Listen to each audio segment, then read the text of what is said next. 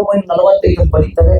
ಬಹಳ ದೊಡ್ಡ ಶತ್ರು ಇದ್ದಿದ್ದೆ ಈ ಅಸಮಾನತೆಯ ಶಕ್ತಿ, ಈ ಗಾಂಧಿವಾದ. ಅದು ಬರೀ ಬಾಬಾ ಸಾಹೇಬ್ರ ಮಾತ್ರ ಅಲ್ಲ, ಬಾಬಾ ಸಾಹೇಬ್ರಿಗೆ, ತಂದೆ ಪೆರಿಯಾರ್ಗೆ, ಕಾಂಶೀರಾಮ್.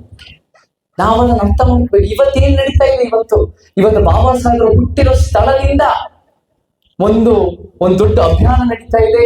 ಜೈ ಬಾಪು, ಜೈ ಭೀಮ್, ಜೈ ಸಂವಿಧಾನ ಅನ್ನೋ ರೀತಿಯಲ್ಲಿ ಈ ಆಳುವ ಶಕ್ತಿ ಏನದು. ಜೈ ಬಾಪು, ಜೈ ಭೀಮ್, ಜೈ ಸಂವಿಧಾನ. ನೀವು ಆ ಒಂದು ಸ್ಲೋಗನ್ ನಲ್ಲೇ ಗೊತ್ತಾಗುತ್ತೆ ನೀವೆಷ್ಟು ಅಲ್ಪಜ್ಞಾನಿಗಳಂತ. ಬಾಪು ಅಂದ್ರೆ ಯಾರು? ಮಹಾತ್ಮ ಗಾಂಧಿ, ಮೋಹನ್ ದಾಸ್ ಕರಮ್ಚಂದ್ ಗಾಂಧಿ.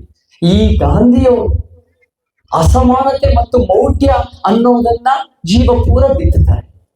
ಅವರೇ ಒಂದು ಅಸಮಾನತೆಯ ಯಥಾಸ್ಥಿತಿಯ ಮನುವಾದ ಅಂದ್ರೆ ಗಾಂಧಿವಾದನೇ. ಏನಂತಾರೆ ಕಾಂಶೀರಾಮ್ ಅವರು? ಗಾಂಧಿವಾದನೇ ಆಧುನಿಕ ಮನುವಾದ ಅಂತಾರೆ. ಸೊ ಈ ನಿಟ್ಟಿನಲ್ಲಿ ನೀವು ಆ ಗಾಂಧಿವಾದ ಅಂದಾಗ, ಜೈ ಬಾಪು ಅಂದಾಗ, ಸರಿ, ನಿಮ್ ಪಕ್ಷ ಬಹಳ ಮುಖ್ಯ ಪಾತ್ರ ವಹಿಸಿರೋರು, ಬಹುಶಃ ಪ್ರೆಸಿಡೆಂಟ್ ಆಗಿರೋರು, ಬೇರೆ ಬೇರೆ ಪ್ರಜಾಪ್ರಭುತ್ವದ ಸುಭಾಷ್ ಚಂದ್ರ ಬೋಸ್ ಅಂತ ಪ್ರೆಸಿಡೆಂಟ್ ಗೆದ್ದಿರೋರು, ಅಪ್ರಜಾಪ್ರಭುತ್ವ ಮುಖಾಂತರ ತೆಗೆದಾಕಿರೋರು, ಅದು ನಿಮ್ ಪಕ್ಷದ ಗಾಂಧಿನೇ. ನೀವ್ ಹೇಳ್ಕೊಡಿ ನೀವು ಜೈ ಬಾಪು. ಜೈ ಭೀಮ್ ಅನ್ನೋದು ಏನ್ ಅನ್ಕೊಂಡಿದ್ದೀರಾ? ಜೈ ಭೀಮ್ ಅನ್ನೋದು ಭೀಮಾ ಕೋರೆಗಾಂವ್, ಅದು ಭೀಮಾ ಅಂಬೇಡ್ಕರ್ ಅಲ್ಲ. ಜೈ ಭೀಮ್ ಅನ್ನೋದು ಭೀಮಾ ಕೋರೆಗಾಂವ್ ನಡೀತಿರುವಾಗ, ಮಹಾರ್ ಸೈನಿಕರು ಭೀಮಾ ನದಿ ದಾಟ್ತಿರುವಾಗ ಒಂದು ಉತ್ತೇಜನ ಪಡೆಯಕ್ಕೆ ಜೈ ಭೀಮ್ ಅಂತ ಕೂಗ್ತಾರೆ. ಇವತ್ತಿನ ದಿನ ಜೈ ಭೀಮ್ ಅನ್ನೋದು ಏನಂದ್ರೆ ಒಂದು ಅಸಮಾನತೆ ವಿರುದ್ಧದ ಕೂಗು. ಅದು ಒಂದು ಬುದ್ಧ, ಬಸವ, ಅಂಬೇಡ್ಕರ್, ಪೆರಿಯಾರ್, ಪುಲೆ, ಕುವೆಂಪುವಿನ ಅನ್ಯಾಯದ ವಿರುದ್ಧದ ದೊಡ್ಡ ಶಕ್ತಿ ಅದು. ಆದ್ರೆ ನೀವು ಜೈ ಬಾಪು ಮತ್ತೆ ಅಸಮಾನತೆ ಮೌಢ್ಯಕ್ಕೂ ಜೈ ಭೀಮ್ ಅನ್ನೋ ಒಂದು ಸಮಾನತೆ ಮತ್ತು ವೈಜ್ಞಾನಿಕತೆ ಇಬ್ರು ಜೊತೆ ಹೇಗ್ರಿ ಸೇರಿಸ್ತೀರಾ? ನೀವ್ ಹೆಂಗೆ ಅದನ್ನ ಹೈಜಾಕ್ ಮಾಡಕ್ ಟ್ರೈ ಮಾಡ್ತೀರಾ? ನಮ್ಗೇನ್ ಗೊತ್ತಾಗಲ್ವಾ? ಕತ್ತಲೆ ಮತ್ತು ಬೆಳಕು, ಕತ್ತಲೆ ಅನ್ನೋ ಜೈ ಬಾಪು, ಬೆಳಕು ಅನ್ನೋ ಜೈ ಭೀಮ್. ಇವೆರಡನ್ನು ಅರ್ಥ ಮಾಡ್ಕೊಂಡ್ರೆ ಮಾತ್ರ ನಾವು ಒಂದು ಸಮಾಜ ಕಟ್ಟಕ್ಕಾಗತ್ತೆ. ನಮ್ಮ ಶತ್ರು ಇರೋದು ಇದು. ಒಂದು ಪುಸ್ತಕದಲ್ಲಿ ನೋಡಿ, ಅಂಬೇಡ್ಕರ್ ವಾದ ಅಂತ ಹಾಕಿದರೆ ಕೆಳಗಡೆ ಬಾಬಾ ಸಾಹೇಬರನ್ನು ತನ್ನ ಅನುಕೂಲಕ್ಕೆ ಬಳಸ್ಕೊಳ್ಳಲು ಹೊರಟಿರುವ ಸಂಘ ಪರಿವಾರ ಒಂದೇ ಅಲ್ಲ ಬಾಬಾ ಸಾಹೇಬ್ನ ಹೈಜಾಕ್ ಮಾಡ್ತಿರೋದು, ಇಡೀ ವ್ಯವಸ್ಥೆ ಬಾಬಾ ಸಾಹೇಬ್ ಹೈಜಾಕ್ ಮಾಡ್ತಾ ಇದ್ದಾರೆ. ಆ ಕಾರಣಕ್ಕೆ ನಾವು ವಿಚಾರಗಳ ಮುಖಾಂತರ ಮಂಡಿಸ್ಬೇಕು. ಆ ವಿಚಾರಗಳು ಏನು?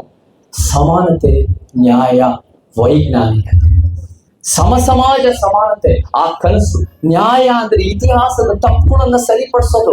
ಹೆಂಗೆ? ಪ್ರತಿರೋಧದ ಮುಖಾಂತರ ತಳಮಟ್ಟದಿಂದ ಏರಿಸ್ಬೇಕು, ಮೇಲಿಂದ ಇಳಿಸ್ಬೇಕು.